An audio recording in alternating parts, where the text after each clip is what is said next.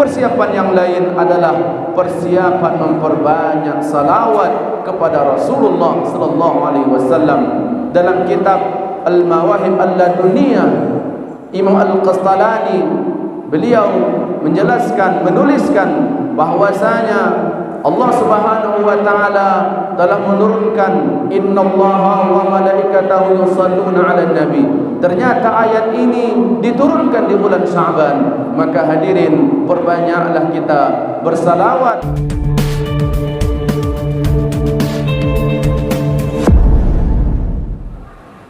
Alhamdulillahillazi hadana li hadza wa ma kunna linahtadiya laula an hadana Allah.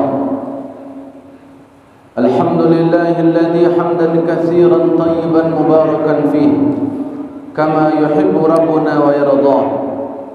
Alhamdulillahilladzi hamdan katsiran tayyiban mubarakan fihi adada khalqihi wa ridha nafsihi wa zinata 'arshihi wa midada kalimatihi. Wassalatu wassalamu ala an-nabi al-ummi al-qurashi al-hashimi al-mab'uthu bi asmal ayat, al-mab'uthu bi azka as-sifat, al-mab'uthu bi afsahil lughat. Asyhadu an la ilaha illallah al-barrul karim ar-raufur rahim, wa asyhadu anna Muhammadar Rasulullah sallallahu alaihi wasallam.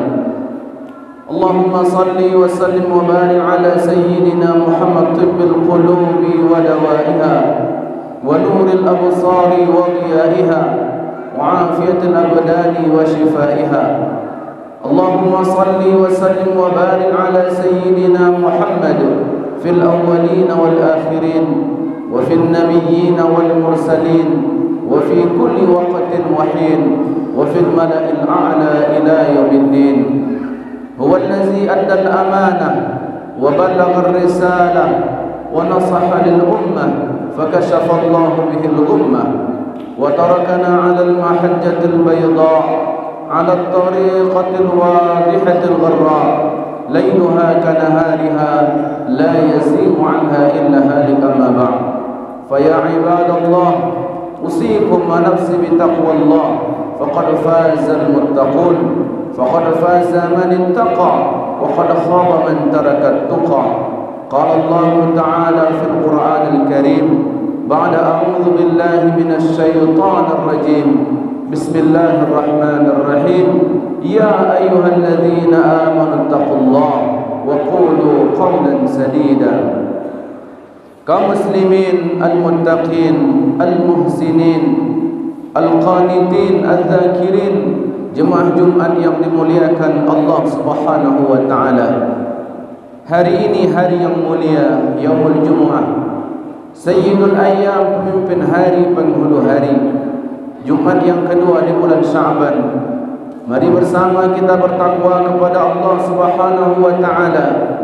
Semoga ketakwaan kita kepada Allah akan menutupi aib kita, meninggikan derajat kita, menghapuskan kesalahan kita, memberikan kepada kita segala kebaikan dunia maupun di akhirat kelak.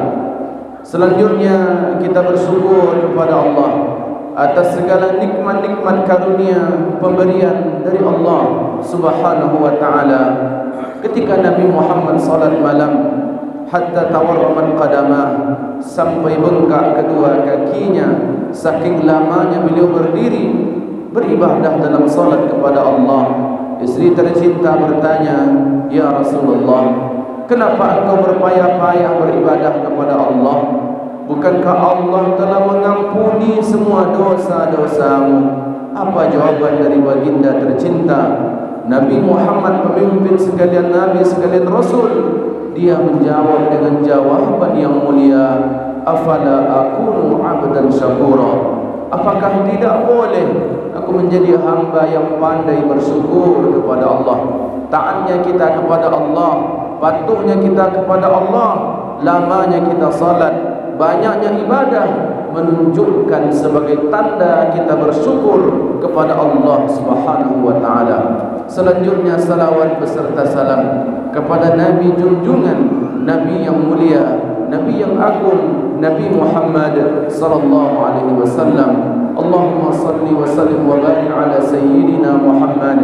Assalamu alayka ya khairal maulud, assalamu alayka ya ahsanal mawjud, assalamu alayka ya sahibal hamdil mawlud. Kaum muslimin jemaah Jumat yang Allah muliakan, hari ini lebih kurang 19 hari lagi. Hari ini kita sudah masuk ke tanggal 11 Sya'ban. Kita akan memasuki bulan yang agung, bulan yang suci, satu-satunya bulan yang Allah sebutkan langsung dalam Al-Quran, Syahrul Ramadan alladzi unzila fil Quran. Tidak beberapa lama lagi kita akan masuk kepada bulan suci Ramadan. Pertanyaan besar kepada kita, apa yang sudah kita persiapkan? Ma'ali bin Fadl mengatakan, para sahabat Nabi berdoa 6 bulan sebelum Ramadan agar mereka dipertemukan dengan bulan suci Ramadan. Para sahabat Nabi berdoa 6 bulan setelah Ramadan, yang inti doanya, ya Allah, terimalah segala amal baik kami, amal soleh kami selama bulan suci Ramadan. Kepada kita yang hadir pada saat ini, sudahkah kita berdoa dengan khusyuk meminta Ramadan kepada Allah Subhanahu wa taala? Dari hadis Anas rawi Ahmad, Nabi sallallahu alaihi wasallam bersabda, ketika sudah masuk Rajab, Nabi berdoa bersungguh-sungguh, Allahumma ya Allah, Allahumma barik lana fi syahri Rajab wa Sya'ban, wa barik lana fi Ramadan. Di hadis yang lain, wa ballighna Ramadan. Ya Allah, ya Tuhan kami, berkahilah kami di Rajab dan Sya'ban, sampaikan umur kami kepada bulan suci Ramadan, kami dalam taat kepadamu ya Allah. Sambut Ramadan dengan takwa kepada Allah Subhanahu wa taala, bukan menumpuk harta, bukan menumpuk 9 makanan pokok, bukan menumpuk kebutuhan jasmani, tetapi yang paling kita butuhkan menyambut Ramadan adalah kebutuhan rohani yang kita siapkan.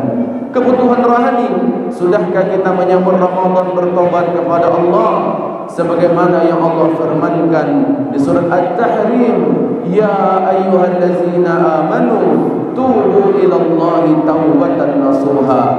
Wahai orang-orang yang beriman, kembalilah kepada Allah dengan taubat nasuha. Persiapan iman dan takwa, inilah persiapan sesungguhnya menyambut bulan suci Ramadan. Dari hadis Usama rawahun Nasa'i, bahwasanya Usama berkata kepada Rasulullah, qultu, aku berkata ke Nabi Muhammad, ya Rasulullah, wahai Nabi Muhammad, wahai Rasulullah, lam araka tasumu syahran minas syuhuri ma tasumu min Sya'ban. Wahai Nabi Muhammad, aku melihat engkau berpuasa penuh yang ini tidak engkau lakukan di bulan-bulan yang lain sebagaimana yang engkau lakukan di bulan Sya'ban. Maka Nabi menjawab, kenapa Nabi berpuasa banyak di bulan Sya'ban? Nabi menjawab, dzalika syahrun yaghfulun nasu anhu. Bulan Sya'ban itu manusia sering lalai antara Rajab dan Ramadan. Kemudian apa kata Nabi? Wa huwa syahrun turfahu fil a'mal ila rabbil alamin. Bulan Sya'ban itu bulan amal ibadah diangkat, dilaporkan kepada Allah Subhanahu wa taala. Bulan Sya'ban itu, bulan Sya'ban ini kita berada di tanggal 11 Sya'ban 1444 Hijriah. Apa kata Rasulullah? Bulan Sya'ban itu bulan amal ibadah, diangkat, dilaporkan. Maka Nabi berkata di ujung hadis, fa uhibbu ay yurfa amali wa ana shaim. Aku rindu, aku cinta, aku suka ketika amalku diangkat, aku sedang berpuasa. Maka hendaklah, ini Sya'ban masih tersisa, ambillah puasa Senin Kamisnya, ambillah puasa pertengahan bulannya, 13, 14, 15 pertengahan bulan Islam, sebagaimana Nabi berwasiat kepada Abu Hurairah, awsani khalili, kekasihku tercinta. Nabi Muhammad berwasiat agar salat witir agar salat duha dan berpuasa ayyamul bid di bulan-bulan Islam, berpuasa di pertengahan bulan Islam tanggal 13, 14 dan 15. Bagi yang sanggup berpuasa Nabi Daud pun juga baik, besar pahalanya. Maka hadirin, persiapan kita di samping banyak berdoa kepada Allah, antara khauf dan raja, antara takut dan harap bertemu Ramadan, mintalah kepada Allah. Yang kedua, perbanyak puasa. Kenapa perbanyak puasa? Nabi telah mempraktekannya. Di Sya'ban beliau sangat banyak berpuasa. Nabi Muhammad bersabda, "Man siapa shama yauman fi sabilillah." Siapa yang berpuasa satu hari karena Allah, ba'adallahu wajhahu 'anil nari 70 kharifa. Allah jauhkan dia dari neraka sejauh 70 musim. Di hadis yang lain, Rasulullah sallallahu alaihi wasallam bersabda, "Man siapa yang shama yauman fi sabilillah, yang berpuasa satu hari karena Allah, apatah lagi lebih dari satu hari, ja'alallahu bainahu wa bainan nari khandaqan." Allah jauhkan dia dari neraka. Allah buatkan antara dia dengan neraka ada parit membentang, kama bainas sama' wal ard, sebagaimana jarak bumi dengan langit. Berapa jarak bumi dengan langit? Kata Nabi, 500 sana, sejauh jarak 500 tahun perjalanan. Abu Umamah Al-Bahili bertanya kepada Rasulullah, "Wahai Nabi Muhammad, dullani ala amalin adkhulu bihil jannah." Ya Rasulullah, tolong tunjukkan kepadaku amal saleh. Dengan amal itu aku akan masuk surgamu ya Allah. Aku terhindar dari neraka. Ya Rasulullah, tunjukkan. Kalaulah hidup Nabi di zaman kita sekarang, tentu kita akan datang dan bertanya kepadanya, "Wahai Nabi Muhammad, wahai kekasih kami tercinta, tunjukkan kepada kami apa amal saleh, agar dengan amal itu kami layak masuk surgamu ya Allah." Maka Nabi jawab kepada Abu Umamah Al-Bahili, "Alaika bis-shaum fa innahu la mithlah." Hendaklah engkau berpuasa karena tak ada bandingannya. Maka hadirin, perbanyaklah puasa sunnah. Dengan berpuasa memudahkan kita lebih takut kepada Allah. Dari yang haram kita jauh, dari yang halal kita tunggu waktu berbuka. Itulah akhlak puasa, itulah takwa yang kita dapatkan. Karena memang puasa itu la'allakum tattaqun, agar kita bertakwa kepada Allah. Persiapan yang lain adalah persiapan memperbanyak salawat kepada Rasulullah sallallahu alaihi wasallam. Dalam kitab Al-Mawahib Al-Laduniyah, Imam Al-Qastalani beliau menjelaskan, menuliskan bahwasanya Allah Subhanahu wa taala telah menurunkan innallaha wa malaikatahu yusalluna 'alan nabi. Ternyata ayat ini diturunkan di bulan Sya'ban. Maka hadirin, perbanyaklah kita bersalawat. Apatah lagi hari Jumat, ada hadis khusus dari Rasulullah agar kita memperbanyak membaca salawat kepada Nabi Muhammad di hari Jumat. Karena Jumat itu salawat kita dilaporkan kepada Rasulullah sallallahu alaihi wasallam. Maka ketika Nabi sampaikan salawat kita dilaporkan, ada sahabat bertanya, "Bagaimana mungkin salawat dilaporkan kepada engkau sementara laqad arimta, tubuhmu telah hancur dimakan cacing tanah, tubuhmu telah hancur?" Maka Nabi mengatakan, "Innallaha, sesungguhnya Allah harrama 'alal ardi, mengharamkan kepada tanah untuk memakan jasad para nabi, para rasul." Maka perbanyaklah salawat kepada Rasulullah di bulan Sya'ban. Bukankah Nabi telah bersabda, "Man shalla alayya wahidatan," siapa yang bersalawat kepadaku satu kali, sallallahu bi ashra, maka Allah bersalawat kepadanya 10 kali. Wa hutat anhu ashra khati'ah, dihapuskan darinya 10 kesalahan. Wa rufi'at lahu ashra darajah, maka diangkatkan baginya 10 derajat. Perbanyaklah salawat dan salam kepada Rasulullah di bulan Sya'ban, persiapan menuju Ramadan. Selanjutnya, apa persiapan kita menjelang bulan Ramadan? Persiapan takwa, persiapan rohani. Perbanyaklah membaca Al-Quran. Nabi Muhammad bersabda, innal quluba latasda, sesungguhnya hati berkarat, kama yasdaul hadid, sebagaimana besi juga berkarat. Hati berkarat, hati kotor, hati yang tak bening, hati yang tak suci. Nabi Muhammad ditanya, fama jilauha ya Rasulullah, apa obat hati yang berkarat? Kata Nabi Muhammad, tilawatul Quran, banyak-banyaklah baca Quran. Wa zikrul maut, ingatlah mati sebanyak-banyaknya. Sahabat Nabi Anas meriwayatkan dalam kitab Ibnu Rajab Al-Hambali, Lataiful Ma'arif, beliau menuliskan, Anas meriwayatkan, kana muslimuna idza dakhala Sya'ban, orang-orang Islam di zaman dahulu kalau sudah masuk ke bulan Sya'ban, ingkamu, mereka menjerembabkan, mereka menundukkan, mereka membungkukkan wajah-wajah mereka, mereka hadapkan wajah-wajah mereka di hadapan mushaf. Kenapa? Persiapan menyambut bulan suci Ramadan. Kalau hati sudah bening, hati sudah suci, hati sudah bersih, beruntunglah orang-orang seperti ini di bulan Ramadan kelak. Kemudian ternyata Quran yang kita baca menolong kita di dunia maupun di akhirat kelak. Di alam kubur pun begitu. Ketika malaikat datang dari arah kepala untuk mengazab seseorang, tak jadi diazab. Kenapa? Tertolak azab dari arah kepala, karena beliau dahulu mulutnya, lisannya sering membaca Al-Quran.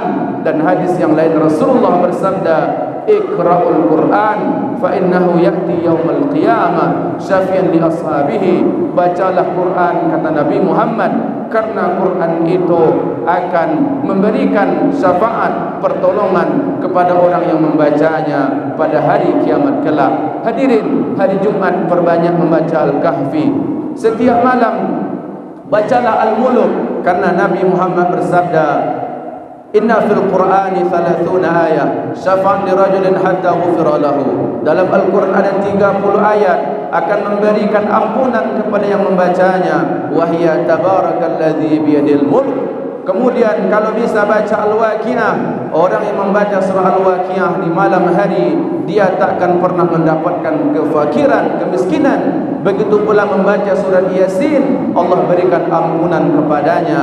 Yang sanggup membaca Al-Ikhlas 10 kali sehari, Allah akan buatkan istana baginya di surga. Terakhir, persiapan kita menyambut bulan suci Ramadan, persiapan kebaikan amal saleh, termasuklah memberikan wakaf, infak, sedekah, ikut serta membangun rumah Allah Subhanahu wa taala.